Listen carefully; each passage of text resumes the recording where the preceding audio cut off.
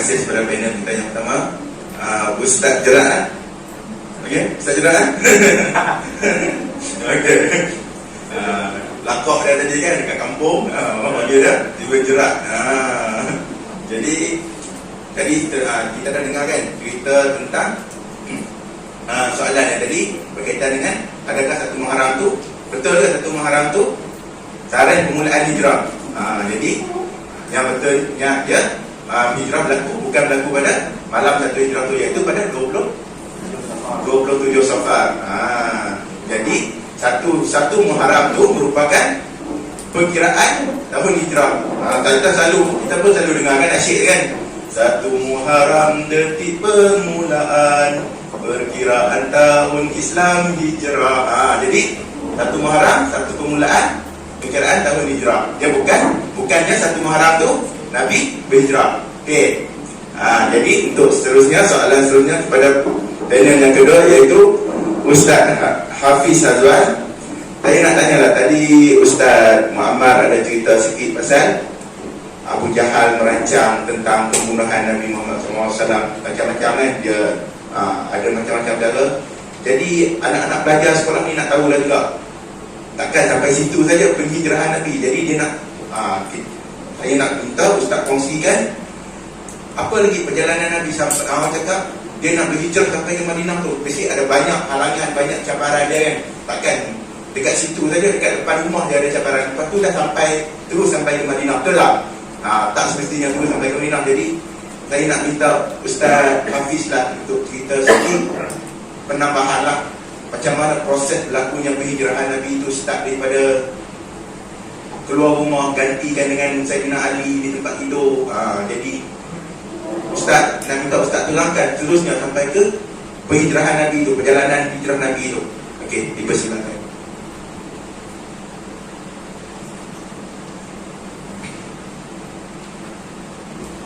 Bismillahirrahmanirrahim. Alhamdulillahirabbil alamin, wassalatu wassalamu ala asyrafil anbiya'i wal mursalin wa ala alihi wa sahbihi ajma'in. Amma ba'd. Qala Allah Ta'ala fil kitabil aziz, a'udzu billahi minasyaitonir rajim. Wa idh yamkuru bikal ladzina kafaru yuthbituka aw yaqtuluka aw yukhrijuka wa yamkuruna wa yamkurullah wallahu khairul makirin. Barakallahu azim. Assalamualaikum warahmatullahi wabarakatuh. Alhamdulillah, terima kasih kepada moderator Ustaz Zulul Hilmi, sahabat-sahabat ahli panel saya yang saya kasihi, guru-guru, rakan-rakan guru dan juga para pelajar kepada Allah Subhanahu wa taala sekalian. Memanglah sinonim bila sambut sahaja, bila tiba sahaja awal Muharram yang akan kita sambut maghrib nanti, dalam Islam bertukarnya hari ialah bila mana waktu maghrib masuk, bertukarlah hari. Kalau bulan kita biasanya 12 malam bertukar hari, tapi dalam Islam bertukarnya hari bila masuk waktu maghrib. Awal Muharram. Sekarang ini kita berada di penghujung bulan Safar. Jadi bila masuk sahaja Muharram, kita sinonim dengan peristiwa yang agung dalam Islam, peristiwa yang begitu besar dalam Islam. Kita namakan peristiwa hijrah Nabi SAW ke kota Madinah. Yang tadi Ustaz Muammar dah terangkan bila berlakunya, tarikh yang sebenar berlakunya peristiwa hijrah itu. Namun itu apa yang saya nak kongsikan pada hari ini. Bila masuk sahaja awal Muharram, kita sambut ma'al hijrah, mengenangkan peristiwa yang agung, mengenangkan peristiwa yang besar, penghijrahan Nabi ke kota, daripada kota Mekah ke kota Madinah. Apa yang berlaku dalam penghijrahan Nabi sallallahu alaihi wasallam? Rentetan daripada penghijrahan Nabi sallallahu alaihi wasallam daripada kota Mekah ke kota Madinah, maka Islam tersebar sampai ke hari ini. Sudah pastinya dalam penghijrahan Nabi sallallahu alaihi wasallam pergi ke kota Madinah, sudah pastinya Nabi berdepan dengan berbagai macam cabaran.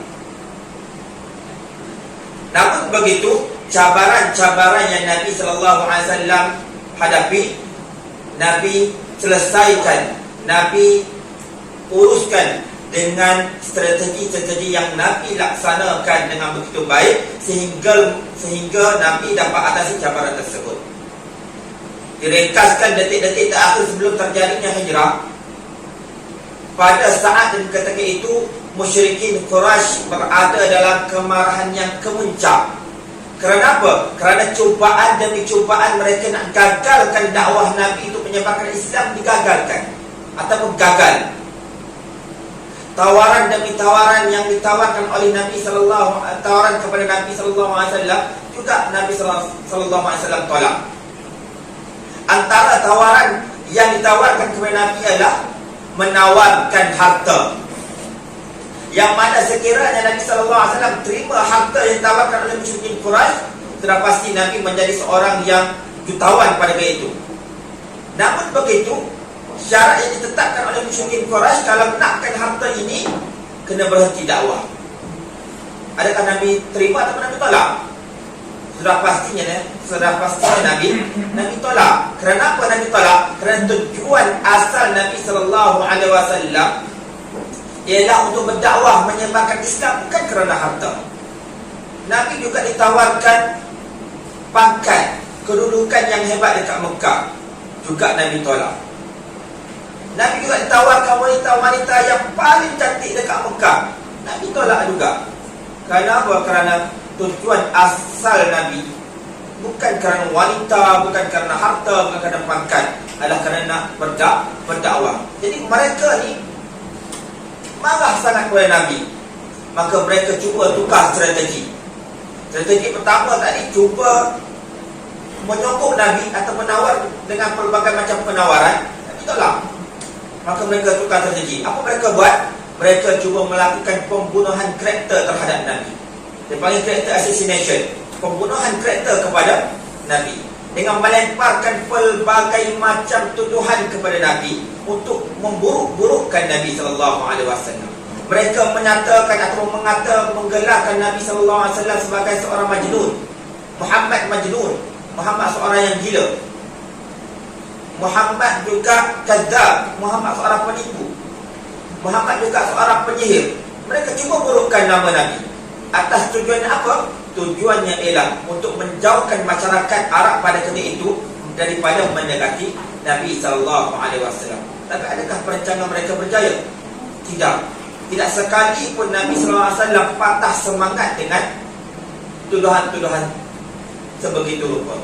Yang peliknya, mereka kata Nabi penipu. Mereka kata Nabi ini penyihir, gila dan sebagainya. Yang peliknya, masyarakat Arab ni dia suka musafir. Bila musafir berhari-hari, kan? Bila berhari-hari, bermakna mereka terpaksa tinggalkan harta mereka, terpaksa tinggalkan rumah mereka. Walaupun mereka gelar Nabi Muhammad seorang penipu, bila mana mereka nak pergi ke tempat yang jauh, harta mereka tu mereka simpan dekat mana? Tahu tak dekat mana? Dekat rumah Nabi Muhammad sallallahu alaihi wasallam. Kerana apa? Kerana mereka yakin dan percaya Muhammad adalah seorang yang amanah. Walaupun gelaran, macam-macam gelaran diberikan, tapi yang pelik mereka simpan barang-barang di rumah Nabi Muhammad sallallahu alaihi wasallam. Jadi bila mana strategi yang pertama gagal untuk menawarkan, strategi kedua juga gagal, akhir sekali kan, detik-detik terakhir, seperti mana yang diceritakan, saya sambung sedikit yang diceritakan oleh Ustaz Muhammad, bagaimana berlakunya perancangan nak bunuh Nabi sallallahu alaihi wasallam. Mereka merancang untuk bunuh Nabi sallallahu alaihi wasallam selepas apa? Selepas apa yang mereka buat tidak berjaya. Dalam perbincangan di Dar An-Nadwah tersebut, berlakunya perbincangan yang mana Allah SWT dedahkan dalam Al-Quran perbincangan tersebut. Dalam surah Al-Anfal ayat 30, Allah Subhanahu wa taala sebut di awal tadi saya baca, wa idh yamkuru bikal ladina kafaru wa idh yamkuru bikal ladina kafaru yusbituka aw yaqtuluka aw yukhrijuka wa yamkuruna wa yamkurullah wallahu khairul makirin. Dan ingatlah ketika mana orang-orang kafir itu sedang upaya mereka berusaha memenjarakan Nabi sallallahu alaihi wasallam, au liyuthbituka, au yaqtuluka, membunuh Nabi, au yukhrijuka, atau mengusir Nabi. Wa yamkurullah.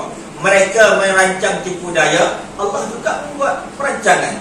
Wallahu khairul makirin. Sebaik-baik perancangan adalah perancangan daripada Allah Subhanahu wa taala, menghapuskan, menggagalkan tipu daya musyrikin Quraisy. Ini perbincangan mereka yang Allah dedahkan dalam surah Al-Anfal. Pertama sekali dalam perbincangan mereka itu, mereka cuba yuthbitu, cuba menangkap Nabi, memenjarakan Nabi. Tapi ada juga orang tak setuju. Kenapa? Kalau kita tangkap Nabi, dakwah tetap dapat disampaikan oleh Nabi SAW. So mereka, okey, kalau macam tu kita usir Nabi, halau Nabi daripada kota Mekah. Mereka kata, kalau kita halau Nabi daripada kota Mekah, Nabi akan sampaikan dakwah ke tempat yang lain, bahkan Islam akan makin berkembang. Kalau macam tu, kita bunuh Nabi. Walaupun pada peringkat awal ada juga takut nak bunuh Nabi. Kenapa? Kerana kalau kita bunuh Nabi, Bani Hashim, kabilah daripada Nabi Muhammad SAW, akan bentuk banner di atas kematian siapa? Kematian Nabi Muhammad SAW. Sebab Bani Hashim ni antara kabilah yang ternama juga pada zaman tu, kan, kabilah yang ada kuasa juga. So mereka takut. Maka timbullah cadangan daripada Abu Jahal yang diceritakan oleh Muhammad tadi. Cadangan apa? Kalau macam tu, kita kumpulkan setiap kabilah tu seorang pemuda yang gagah, yang hebat-hebat. Kita masuk, kumpul kepung rumah Nabi Muhammad, lalu kita bunuh dengan satu tikaman, sehingga darah Nabi Muhammad SAW terpercik ke semua kabilah-kabilah yang ada pada ketika itu. Maka dengan perbuatan tersebut, Bani Hashim tidak mampu menutup bela atas kematian Muhammad. Maka dipersetujui perbincangan tersebut. Maka berlaku peristiwa bagaimana pada malam tersebut berkumpul dekat rumah Nabi Muhammad SAW. Dan ceritakan tadi bagaimana Ali bin Abi Talib mengorbankan diri dia, walhal Ali bin Abi Talib tahu risiko kalau dia tidur di katil Nabi Muhammad, kalau risiko dia terbunuh. Tapi Ali bin Abi Talib sayang kepada Nabi Muhammad SAW, sanggup berkorban nyawanya. Walau bagaimanapun, kenapa Nabi Muhammad ni, pertama perbincangan tu telah didedahkan oleh Allah Subhanahu Wa Taala. Yang kedua, datangnya malaikat Jibril kepada Nabi Muhammad memberi pesanan kepada Muhammad supaya jangan tidur. Sebab itulah Nabi Muhammad tak tidur. Sebab malaikat Jibril datang kepada Nabi Muhammad, "Ya Rasulullah, la tabit fi hadhihi al-lailah." Wahai Rasulullah, jangan kamu tidur pada malam ini di tempat biasa kamu tidur. Pesan lagi malaikat Jibril, berhijrahlah kamu ke Madinah, kerana Allah Subhanahu Wa Taala telah memberikan keizinan kepada kamu. Maka bila mana Nabi Muhammad SAW mendengar berita tentang keizinan Allah SWT untuk berhijrah, kalau sebelum tu Allah tak perintahkan lagi Nabi Muhammad untuk berhijrah. Walaupun Nabi Muhammad dah arahkan 2 tahun sebelum tu, kan, orang Islam berhijrah satu demi satu secara senyap-senyap. Malaikat Umar Al-Khattab dia tak berhijrah secara senyap-senyap. Kan, Umar Al-Khattab ni dia punya berani, dia nak hijrah, dia beritahu orang. Orang lain kan itu takut. Sebab apa? Kalau bagi tahu, kalau orang tahu orang Islam nak berhijrah ke Madinah, mereka akan ditangkap. Tapi Umar bukan setakat dia berani, bahkan dia cabar pula. Siapa yang berani menghalang aku untuk berhijrah, tampil, tunggu aku dekat belakang bukit. Siapa yang tak nak isterinya menjadi balu, siapa yang tak nak keluarganya yang kehilangan anaknya, kan, cubalah halang aku dekat bukit. Waktu Umar Al-Khattab nak pergi berhijrah ke Madinah, dan berada di belakang bukit itu tak ada orang pun yang halang. Itu keberanian Umar Al-Khattab. Berbalik kepada kisah di mana Nabi Muhammad SAW bila mendengar perkhabaran daripada malaikat Jibril, bersegera Nabi Muhammad SAW bertemu dengan sahabat baginda Abdullah bin Abi Quhafa, Abu Bakar As-Siddiq. Nabi Muhammad menceritakan, Ya Abu Bakar, Ya Abi Bakar, Allah SWT telah mengizinkan kita untuk berhijrah ke kota Madinah. Abu Bakar dengar berita tersebut menangis kegembiraan. Kenapa? Kerana Abu Bakar telah terpilih untuk menemani Rasulullah SAW berhijrah ke kota Madinah.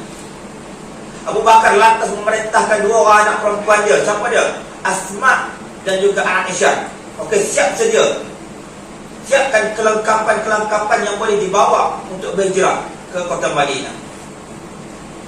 Lalu Nabi Muhammad SAW memulakan perjalanannya daripada malam tersebut pergi ke Gua Sur, Ghar Sur ataupun Jabal Sur, kan, bersama dengan Abu Bakar As-Siddiq.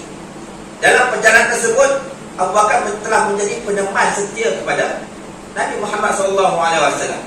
Tapi apa yang menariknya dan apa yang peliknya dalam perjalanan tersebut, Abu Bakar ni dia berjalan bersama Nabi SAW dan Nabi ketika itu menaiki unta, menunggangi unta.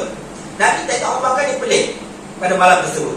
Kejap-kejap berada dekat depan, kejap-kejap berada dekat belakang, kejap-kejap berada dekat kanan, kejap berada dekat kiri. Nampak gelisah sekali Abu Bakar. Lalu Nabi Muhammad bertanya kepada Abu Bakar, Wahai Abu Bakar, aku nampak kamu ni pelik pada malam ni. Kejap berada dekat depan, kejap berada dekat belakang, kejap berada dekat kanan kiri. Kenapa ya Abu Bakar? Apa jawab Abu Bakar? Wahai Rasulullah, aku risau. Bila mana aku berada dekat depan, aku risau musuh akan datang daripada belakang.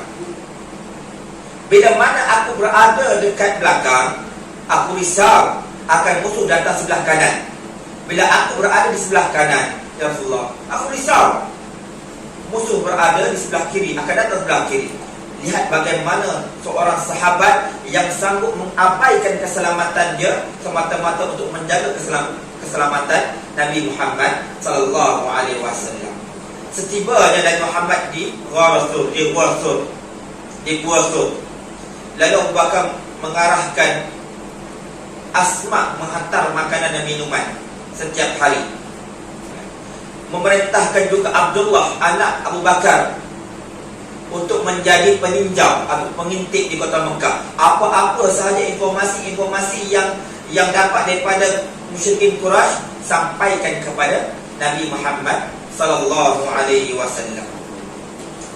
Jadi bila setibanya Nabi Muhammad berada di Ghar Sur selama 3 hari, dengan Asma membawa bekalan dan juga minuman setiap hari. Dan Asma akan menghantar bekalan tersebut pada waktu maghrib dan dekat maghrib, waktu-waktu senja.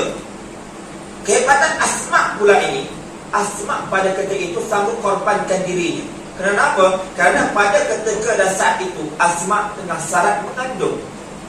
Seorang wanita yang syarat mengandung, nak panjat bukit yang agak tinggi juga, nak pergi ke Ghar Sur tu, kan, bayangkan dengan keadaan mengandungnya, dengan bawa makanan sebelah kanan, minuman sebelah kiri, agak-agak macam mana nak panjat. Tapi Asma korbankan diri dia untuk kepentingan Islam dan juga kepentingan Nabi Muhammad SAW. Sehingga kan bila mana Asma nak memanjat bukit tersebut, apa Asma buat? Dah kiri kanan dalam makanan, minuman, Asma ambil tali pinggang dia, potong 2, belah 2, kan, dia ikat makanan sebelah kanan dan ikat minuman sebelah kiri dan dipanjat perlahan-lahan sampai Ghar Sur setiap hari dalam keadaan dia syarat mengandung. Itulah pengorbanan yang dilakukan oleh Asma. Diperintahkan juga hamba Abu Bakar, namanya Amr bin Fuhairah, bawa kambing setiap petang, setiap hari, pergi pagi, balik petang, bawa kambing, kan, kambing banyaklah, dibawa melalui jalan yang Nabi SAW lalu. Kenapa Nabi buat macam tu? Kenapa Nabi arahkan macam tu? Kerana untuk mengaburi musuh, untuk mengaburi musuh. Bila bawa kambing pergi ke Ghar Sur tu, kan, dapat menghapuskan jejak langkah kaki Nabi. Lalu selepas 3 hari Nabi SAW, maka bermulalah Nabi SAW berhijrah ke kota Madinah. Yang dipimpin oleh Nabi Muhammad SAW, dan jalan pintas tu ditunjukkan oleh musyrikin Quraisy. Orang kafir, walaupun dia kafir, musyrikin Quraisy, tapi dia mempunyai kepakaran dalam mencari jalan pintas untuk ke kota Madinah. Tapi Nabi Muhammad SAW mengupah dia, dan dia berjanji tidak akan separkan. Walaupun pada ketika itu musyrikin Quraisy telah melancarkan gerakan besar-besaran mencari Nabi Muhammad SAW. Barang siapa yang jumpa Nabi Muhammad dead alive, kan, mati ataupun hidup, kan, dia akan dianugerahkan, dihadiahkan 100 ekor unta. Banyak 100 ekor unta zaman dulu, seolah-olah macam hadiah 100 buah Ferrari lah kalau zaman sekarang. Nak beritahu besarnya ganjaran tersebut. Tapi kebijaksanaan Nabi Muhammad SAW merancang strategi untuk berhijrah, musyrikin Quraisy gagal mencari. Dan biasanya nak pergi ke Mekah ni melalui jalan utara yang biasa orang pergi, nak pergi ke Madinah, daripada Mekah ke Madinah. Tapi Nabi Muhammad tak. Nabi Muhammad menggunakan jalan yang sebaliknya, kan? Tak guna jalan yang biasa orang Mekah pergi nak pergi ke Madinah. Tak guna jalan tu. Sebab tu dah menggunakan pakar daripada musyrikin Quraisy. Nama dia Abdullah bin Uraiqid. Abdullah bin Uraiqid pakar mencari jalan. Maka bermulalah perjalanan Nabi SAW. Dan Nabi SAW pada 1 Rabiul Awal, Nabi mulakan perjalanan ke Yathrib. Kan, pada 8 Rabiul Awal, diringkaskan cerita, Nabi sampai ke Quba. Lalu Nabi mengasaskan atau membina masjid, namakan Masjid Quba. Bila 12 Rabiul Awal, tibanya Nabi SAW ke Yathrib ataupun Madinah. Yang disambut kegembiraan oleh masyarakat Madinah kerana kedatangan Nabi SAW. Saya rasa sekadar itu sahaja terlebih dahulu. Saya serahkan kembali kepada moderator. InsyaAllah kita akan sambung di round yang kedua kalau sempat. Jadi apa yang baik datang dari Allah, dan apa yang kurang baik, kelemahan daripada diri saya sendiri. Wabillahi taufiq wal hidayah. Assalamualaikum warahmatullahi wabarakatuh.